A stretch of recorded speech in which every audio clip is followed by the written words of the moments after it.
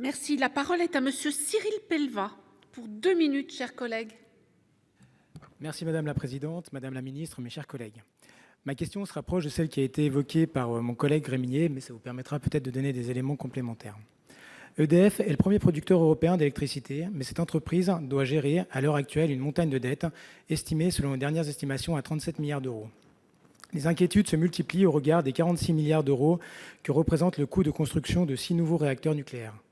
Si toutefois cette estimation insiste sur une réduction des coûts, à peu près 7 milliards par réacteur, par rapport à ceux constatés actuellement en Europe, plutôt aux environs de 12 milliards d'euros par réacteur, il ne rassure pas.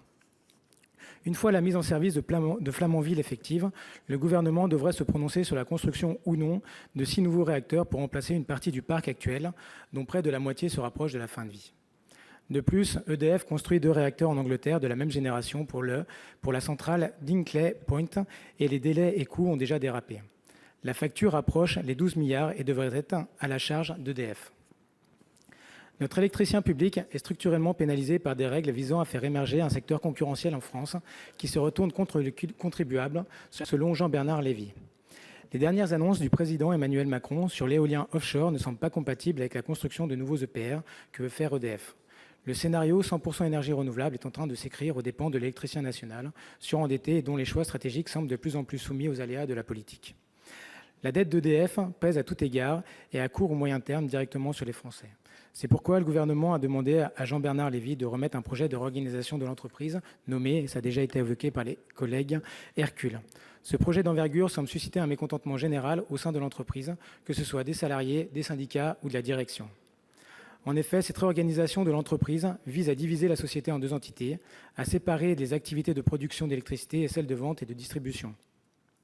2 entreprises distinctes seraient alors créées. D'un côté, un EDF bleu, nationalisé, regroupant le nucléaire et l'hydraulique, lourdement endetté et à la charge exclusive de la collectivité, et de l'autre, un EDF vert qui chapeauterait les énergies renouvelables, le commerce et Enedis, le réseau des petites lignes électriques, et serait ouvert aux investisseurs privés.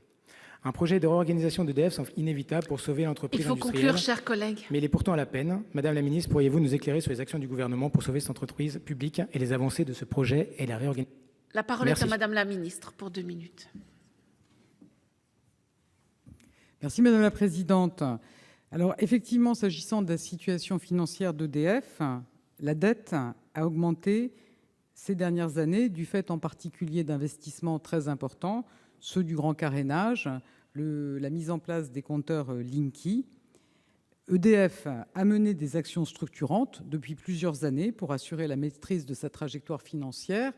De son côté, l'État a apporté un concours substantiel au groupe EDF au cours des dernières années, je l'évoquais, notamment au travers de la recapitalisation menée en mars 2017 ou encore au travers du choix fait de percevoir les dividendes sous forme d'actions.